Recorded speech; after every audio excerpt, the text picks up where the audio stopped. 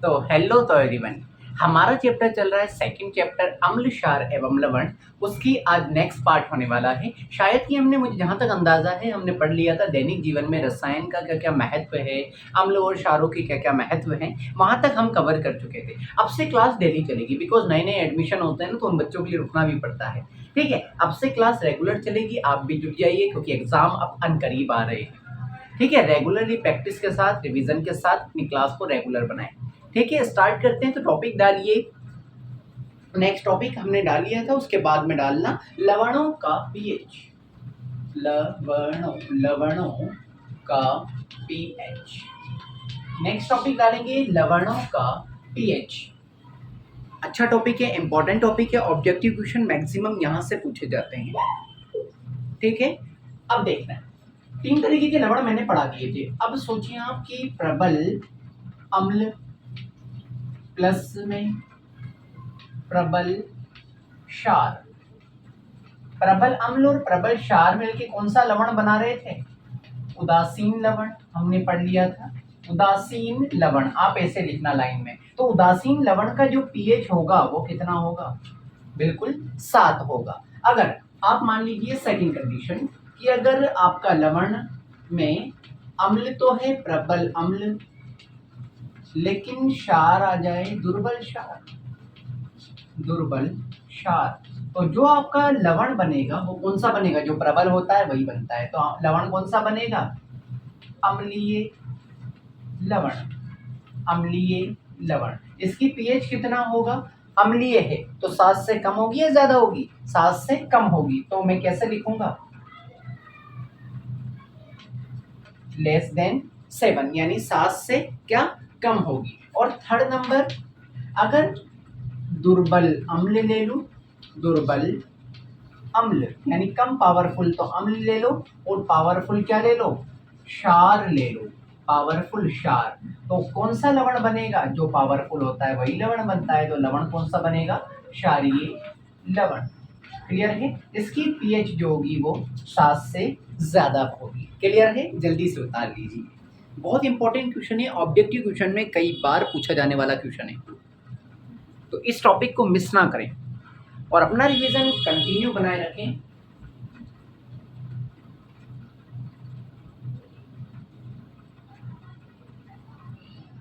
आज ह्यूमिडिटी बहुत हो रखी है, इतना पसीना मेरे आ रहा है, जबकि मैं अभी जस्ट 5 मिनट पहले नहा के आया। क्लियर है? आई होप आप लोगों ने उतार लिया होगा। अब इस चैप्टर का लास्ट टॉपिक स्टार्ट होगा। ठीक है, इस सबको उतार लिया, अब मैं मिटा रहा हूँ। साधारण, नेक्स्ट टॉपिक डालेंगे साधारण नमक में रसायन। नेक्स्ट टॉपिक डालो साधारण नमक में रसायन। बीच में डाल लेना, जब साइड में डाल लेना।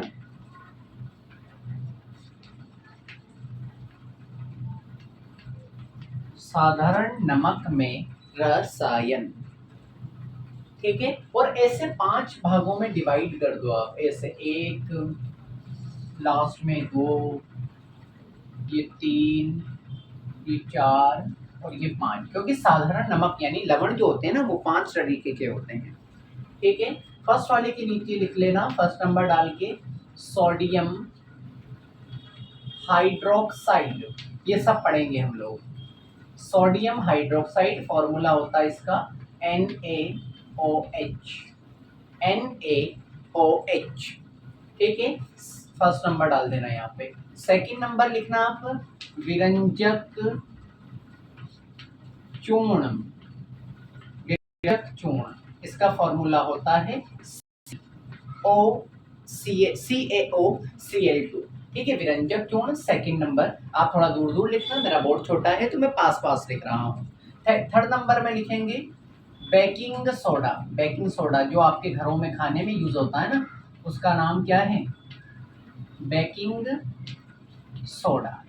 बेकिंग सोडे का फॉर्मूला NaHCO3, NaHCO3। इसका फॉर्मूला भी डायरेक्ट याद रखना, ऑब्जेक्टिव क्वेश्चन में डायरेक्टली पूछ लिए जाते हैं। ठीक है, फोर्थ नंबर है धोने का सोडा। धोने का सोडा, धोने का सोडा बोला जाता है सरफ को, सरफ बोले तो जो आपके कपड़े धोने का सरफ आता है ना घर पे, उसे धोने का सोडा बोला जाता है। इसका फॉर्मूला Na2CO3.10H2O, ये बड़ा फॉर्मूला है थोड़ा सा। तो धावन सोडा बोलते हैं या धोने का सोडा बोलते हैं। इसका क्या फॉर्मूला है? Na2CO3.10H2O। देखिए 4 उतार लो। पांचवा मैं नीचे लिख रहा हूं, आप वहीं के वहीं लिख लेना। पांचवा है प्लास्टर ऑफ पेरिस।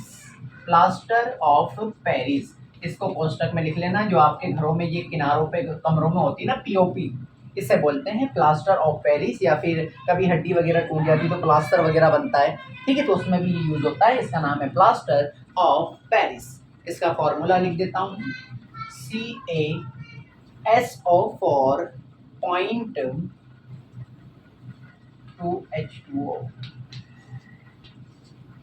CaSO4.2H2O, जल्दी से उतार लो, फिर हम लोग पढ़ने वाले हैं। 2H2O की जगह 1/2H2O कर लेना, क्योंकि इसके अंदर आधा आधा अणु पानी का होता है बस। तो CaSO4.12H2O। ये पांचों चीजों को पढ़ना है हमें, ठीक है। इनके कैसे बनते हैं, इनका क्या काम है, कहाँ यूज आते हैं, उसके बाद हमारा चैप्टर फिनिश हो जाएगा। क्लियर है? जल्दी से उतार लो। उसके बाद फर्स्ट नंबर टॉपिक डाल लो, sodium hydroxide, NaOH।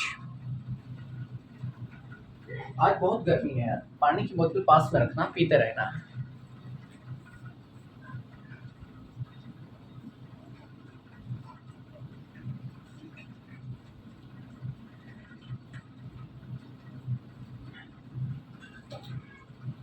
I hope आप लोगों ने उतार लिया होगा, ठीक है। मैं मिटा रहा हूं, ये पॉज करके उतार लीजिएगा, ठीक है। अब इसमें फर्स्ट नंबर टॉपिक डाल लो। First number sodium hydroxide, NaOH। Sodium hydroxide, NaOH। पहले इसके बारे में हम लोग पढ़ेंगे।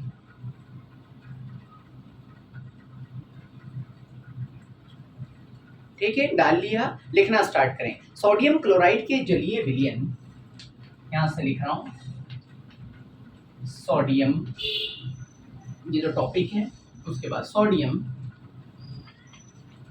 क्लोराइड के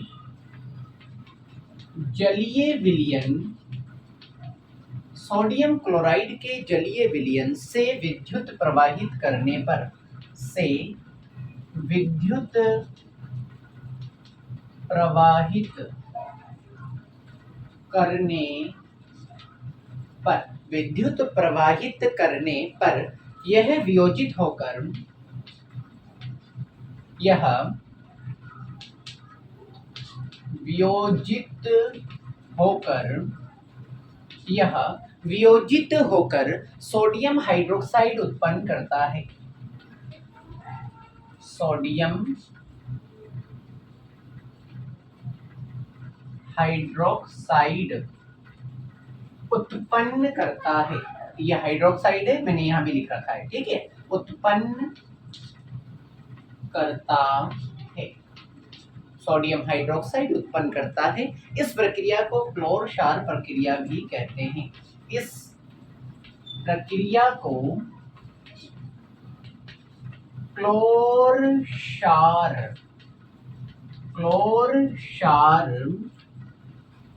प्रक्रिया भी कहते हैं। इसके नीचे अंडरलाइन जरूर कर लेना, क्योंकि कई बार एक नंबर में पूछ लेता है कि क्लोर-क्षार प्रक्रिया किसे कहते हैं। तो आप सामने देखो, सोडियम हाइड्रोक्साइड को सबसे पहले बनाते कैसे हैं? सोडियम क्लोराइड को के जलीय विलयन के अंदर क्या डालोगे? विद्युत धारा, यानी 2 तार डाल दो, ठीक है, एक पॉजिटिव एक नेगेटिव। विद्युत धारा प्रवाहित करने पर ये जो सोडियम क्लोराइड है ये टूटता है, वियोजित का मतलब टूटेगा और किसमें बदल जाएगा? सोडियम हाइड्रोक्साइड उत्पन्न करता है। इस प्रक्रिया को, यानी ये सब प्रक्रिया को एक और नाम दिया जाता है, क्या? क्लोर-क्षार प्रक्रिया भी कहा जाता है। क्लियर है? जल्दी से उतार लो, फिर रिएक्शन कराते हैं।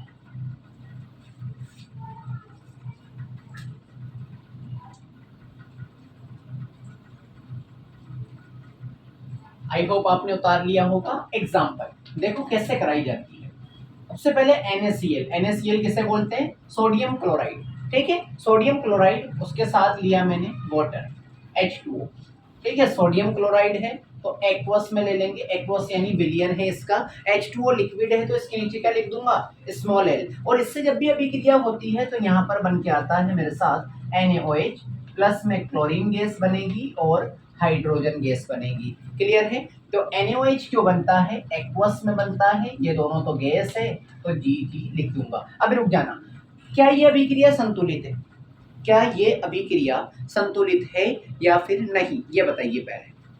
ये अभिक्रिया संतुलित नहीं है। याद करो पहला चैप्टर, अभिक्रिया को, रासायनिक अभिक्रिया को संतुलित करना हमने पढ़ा था। कैसे करेंगे? इधर सोडियम एक है, इधर सोडियम एक है, ठीक है, इधर क्लोरीन एक है, इधर क्लोरीन दो है, तो इसको एक को दो बनाना है तो क्या करूंगा? दो कर दूंगा। इधर क्लोरीन दो हो गए, इधर क्लोरीन दो, लेकिन एक दिक्कत हो गई, इधर सोडियम कितने हो गए? दो, और इधर सोडियम एक है, तो इसको भी दो बना दो। ये सोडियम दो, सोडियम दो, क्लोरीन दो, क्लोरीन दो। इधर आते हैं H2O, हाइड्रोजन कितने हैं? दो। इधर हाइड्रोजन कितने? एक ये रहा, एक को दो से इंटू करूंगा तो दो हाइड्रोजन ये और दो ये, दो और दो चार, जबकि यहाँ कितने? इधर राइट साइड, लेफ्ट साइड में दो, तो इसको चार बनाने के लिए आगे दो लगा दिया, ये चार हो गए, दो ये रहे और दो ये रहे, चार ये। ठीक है, और लास्ट इधर ऑक्सीजन कितने हैं? दो, इधर भी ऑक्सीजन कितने हैं? दो, और ये हमारे पास बनके क्या आ गया? Sodium hydroxide. तो कैसे बनाते हैं? सोडियम क्लोराइड को जलीय विलयन में क्या डालेंगे? विद्युत प्रवाहित करेंगे। क्या डाला मैंने? ये ऊपर एरो पे लिख भी देता हूँ, विद्युत। वो डालने से सोडियम हाइड्रोक्साइड बनता है। इस प्रक्रिया को क्लोर-क्षार प्रक्रिया कहते हैं, जबकि क्लोरीन गैस भी बनती है और हाइड्रोजन गैस भी बनती है। क्लियर है? जल्दी से उतार लो।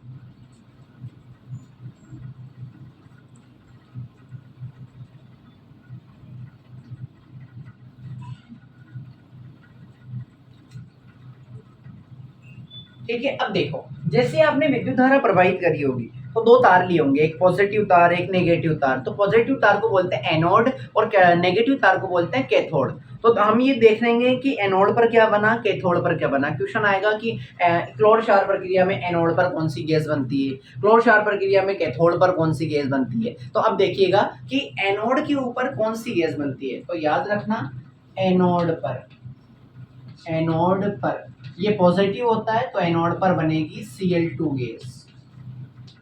ठीक है, और कैथोड पर ये नेगेटिव होता है तो कैथोड पर यानी माइनस वाले पर कौन सी बनेगी?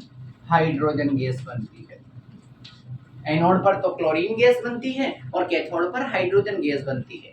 और कैथोड के पास NaOH बनता है।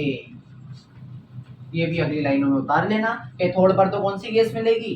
क्लोरीन गैस मिलेगी, स्टार लगा दिया मैंने। कैथोड पर हाइड्रोजन गैस मिलेगी और कैथोड के पास में क्या मिल जाएगा? सोडियम हाइड्रोक्साइड मिल जाएगा। क्लियर है? अभी तो सोडियम हाइड्रोक्साइड बनाया है, अब इसके उपयोग लिखेंगे, क्या क्या उपयोग किए जाते हैं। एक बार छाप लो, अच्छे से स्क्रीनशॉट ले लो या फिर वीडियो को पॉज करके आराम से आप लोग उतार लो।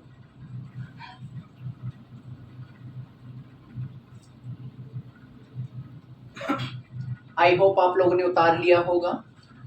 ठीक है, नेक्स्ट टॉपिक डालेंगे सोडियम हाइड्रोक्साइड के उपयोग। क्या क्या उपयोग आता है हमारे दैनिक जीवन के अंदर? सोडियम हाइड्रोक्साइड के उपयोग, अब मैं लिखूंगा यहाँ पे NaOH, क्योंकि नाम बता दिया मैंने। NaOH का क्या नाम है? सोडियम हाइड्रोक्साइड के उपयोग। टॉपिक डाल लो सोडियम हाइड्रोक्साइड के उपयोग। मैं नंबर करके लिखाऊंगा, आपको भी डायरेक्टली नंबर करके ही लिख लेना है। लिखना फर्स्ट नंबर, NaOH का उपयोग ग्रीस हटाने,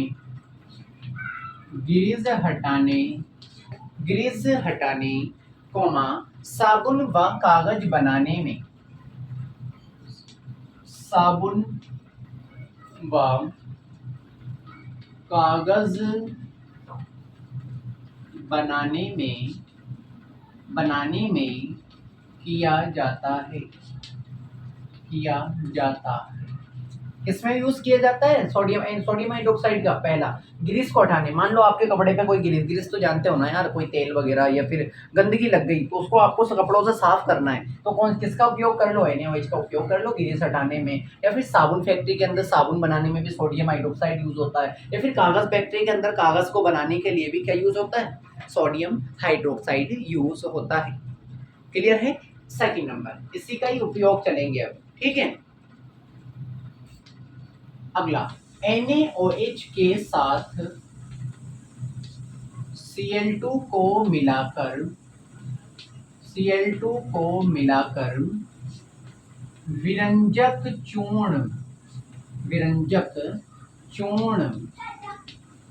बनाने में उपयोग किया जाता है। ठीक है, किसमें उपयोग करेंगे, सोडियम हाइड्रोक्साइड में। सोडियम हाइड्रोक्साइड के साथ में क्लोरीन को मिलाएंगे, इससे क्या बन जाएगा, विरंजक चूर्ण। हमारा अगला टॉपिक विरंजक चूर्ण ही होने वाला है। विरंजक चूर्ण बनाने के लिए उपयोग किया जाता है। क्लियर है। थर्ड नंबर, इस प्रक्रिया में बनने वाली H2 गैस यानी हाइड्रोजन गैस का उपयोग ईंधन में किया जाता है। यानी इस प्रक्रिया जो भी NaOH बनाते हैं, तो NaOH के साथ तो हाइड्रोजन गैस भी बनती है, तो हाइड्रोजन गैस का उपयोग किसमें कर लिया जाता है, ईंधन में। ईंधन बोलते हैं यार जलाने वगैरह के लिए, या फिर कोई काम करते हैं ईंधन, पेट्रोल वगैरह, तो इसे ईंधन बोलते हैं। तो ईंधन में इसका उपयोग कर लिया जाता है। और लास्ट, याद करो NaOH बना रहे थे तो Cl2 गैस भी बनी थी, तो Cl2 गैस भी को भी काम में ले सकते हो आप। तो इसमें लिखना Cl2 गैस का उपयोग, Cl2 गैस,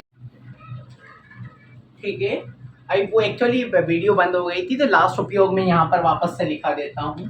Cl2 गैस का उपयोग जल की स्वच्छता में किया जाता है। ठीक है। कभी कभी आपने स्विमिंग पूल में गए होंगे तो वहां पर सुना होगा कि यार पानी में क्लोरीन डाला हुआ है, वो क्लोरीन यही है। क्लोरीन क्यों डालते हैं, क्योंकि पानी की सफाई करने के लिए। तो क्लोरीन गैस, क्योंकि NaOH के अंदर क्लोरीन गैस भी बनी, तो उसके अंदर NaOH में क्लोरीन गैस बनी है, तो उसका उपयोग किसमें कर लिया जाता है, जल की स्वच्छता को दूर करने में या स्वच्छ करने में उपयोग कर लिया जाता है। क्लियर है। छाप लो, यहाँ पर NaOH आपका पूरा हो चुका है। पहले हमने बनाना सीखा, उसके बाद बनाने के बाद उसके उपयोग पढ़े, 4 उपयोग। एज इट इज आपको करना है। 4 नंबर में क्वेश्चन आता है। क्वेश्चन क्या आता है, NaOH का पूरा वर्णन कीजिए, वर्णन कर दो, 4 नंबर पक्के। क्लियर है। सेकंड नंबर टॉपिक डालेंगे बिना टाइम पास किए हुए, विरंजक चूर्ण CaOCl2। एक्चुअली मुझे पता नहीं था, और वीडियो क्या रुक गई थी, बंद हो गई थी। ठीक है। सेकंड नंबर टॉपिक डाल लो, विरंजक चूर्ण। विरंजक चूर्ण, कोष्टक में इसका फॉर्मूला लिख लेना, CaOCl2। लिखना स्टार्ट करो। शुष्क बुझे हुए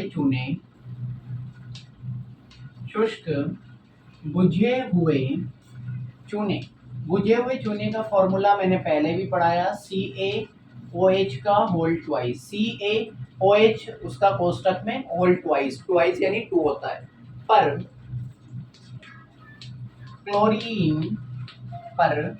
क्लोरीन की क्रिया से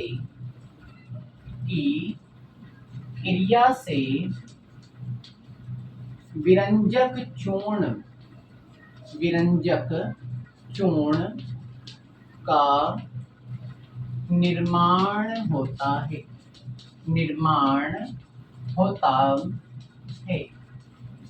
ठीक है। तो सबसे पहले तो हमने पढ़ा विरंजक चूर्ण कैसे बनाते हैं। तो शुष्क बुझे हुए चूने का फॉर्मूला CaOH का होल ट्वाइस। इस पर कौन सी क्रिया तो क्या आएगा, विरंजक चूर्ण निर्माण होता है। पहले उसके बाद बनाना सिखाता हूं। ठीक है, शुष्क बुझे हुए चूने का CaOH का होल्ड ट्वाइस पर क्लोरीन की क्रिया कराने से क्या बन जाएगा, विरंजक चूर्ण का निर्माण हो जाएगा। अब सामने देखेंगे एग्जांपल, CaOH का होल्ड ट्वाइस, ये तो शुष्क बुझा हुआ चूना, इसमें सी गैस डाल दी, ये है Cl2 गैस दी जाती है, तो जिससे क्या बन जाता है, CaCl2, पानी बाहर निकल जाता है। देखो Ca इसका एक ऑक्सीजन आ जाता है CaO, ठीक है, और दो क्लोरीन आ जाते हैं। अब देखो इधर कैल्शियम है, ठीक है, ऑक्सीजन कितने हैं, दो, लेकिन एक यहाँ ऑक्सीजन, तो ऑक्सीजन दो, हाइड्रोजन कितने हैं, दो, तो ये रहे दो, Cl2 कितने हैं, दो, तो ये रहे, और ये क्या बन के आ गया मेरे पास, विरंजक चूर्ण। तो विरंजक चूर्ण कैसे बनाते हैं, शुष्क बुझे हुए चूने कैल्शियम हाइड्रोक्साइड पर क्लोरीन की क्रिया कराने से विरंजक चूर्ण बन के आ गया। क्लियर है, जल्दी से उतार लो।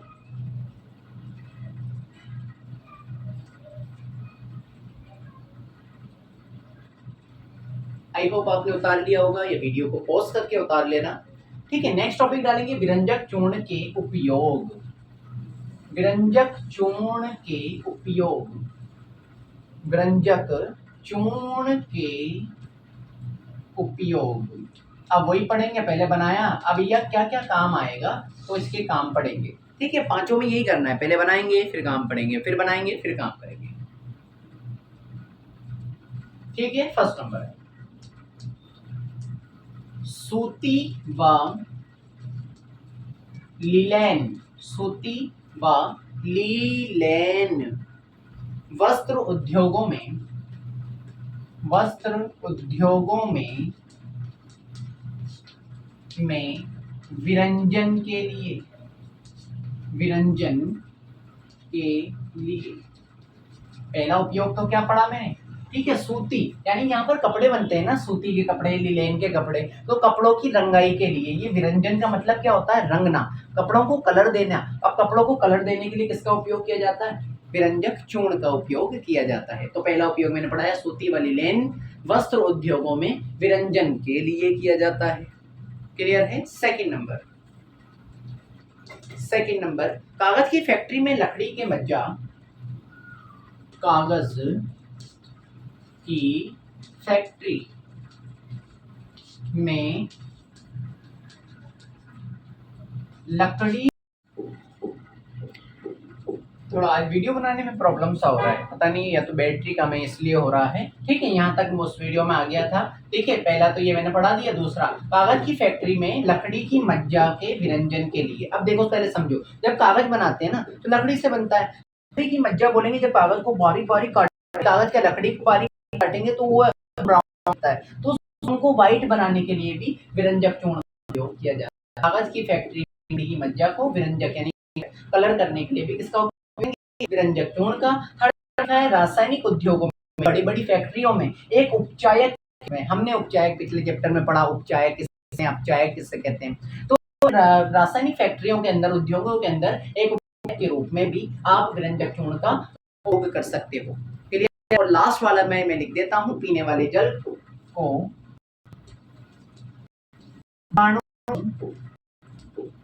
जीवाणुओं से, पीने वाले को जीवाणुओं से मुक्त करने में,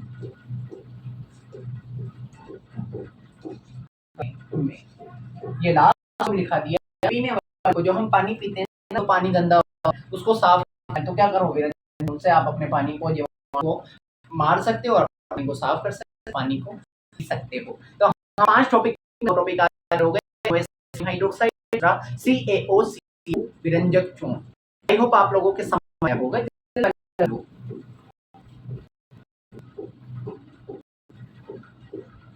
उतार लो विरंजक चूर्ण को सोडियम हाइड्रोक्साइड पर क्लोरीन की कैल्शियम हाइड्रोक्साइड के ऊपर क्लोरीन की अभिक्रिया से किया जाता है। उसके बाद विरंजक चूर्ण के ऊपर लिखा है लिलेन वस्त्र उद्योगों में के लिए रंगाई में जाता है। कागज फैक्ट्री में कागज बनाते तो लकड़ी से बनाते हैं, लकड़ी का काम उसको सफेद करने के लिए भी, विरंजन के लिए भी विरंजक चूर्ण का उपयोग। रासायनिक बोला जाता है बड़ी बड़ी फैक्ट्रियों, तो उसमें एक उपकरण के रूप में भी, उपचार रूप में भी इसका उपयोग किया जाता है। पीने वाले पानी को साफ बनाना और जीवाणु मारना है, जीवाणु बैक्टीरिया को। मैं तो भी व्यंजक चूर्ण का उपयोग कर सकते हो, इजीली कर सकते हो। आई होप आप लोगों को समझ में आई होगी। आज के बाद हमारा 3 और बाकी है। बेकिंग सोडा जाएगा अगला, बेकिंग जब हम पढ़ेंगे बेकिंग सोडा खाने का सोडा जो घरों में यूज वगैरह बनाने उसके बाद सोडा बन बोलते हैं सोने का सोडा, उसको पढ़ना है। वो लास्ट में पढ़ना है पीओ, प्लास्टर ऑफ पेरिस जो हमारे घरों में होती है, ठीक है। या किसी की उड़ जाती है तो पड़ता है, वहाँ पर पीओ तीनों के बारे में पहले पढ़ना है कि तीनों आते हैं, फिर उन तीनों का उपयोग पढ़ना है, क्या उपयोग, ठीक है। आज की क्लास को क्लियरिटी के साथ क्लियर हो। देखो क्या होता है कि आपको समझ कम आए ना, क्लास को वापस से पीछे या फिर मोड में या फिर एक बार और रिवाइज लिया करो। ये लगता है तो लगता है ठीक है कि अपन मोबाइल चलाते हैं, देखते हैं रील्स, ठीक है, देखते हैं यूट्यूब पे, तो मेरे भाई 30 मिनट की क्लास वापस से रिवाइज हो रखी है, ठीक है। अगर किसी टेस्ट वगैरह चाहिए तो मेरे को व्हाट्सएप पे मैसेज कर सकते हो। व्हाट्सएप का नंबर मेरी पहली वीडियो दिया था पहले चैप्टर की, क्लियर है, ठीक है। मैं नेक्स्ट चैप्टर नेक्स्ट पार्ट के अंदर, थैंक यू।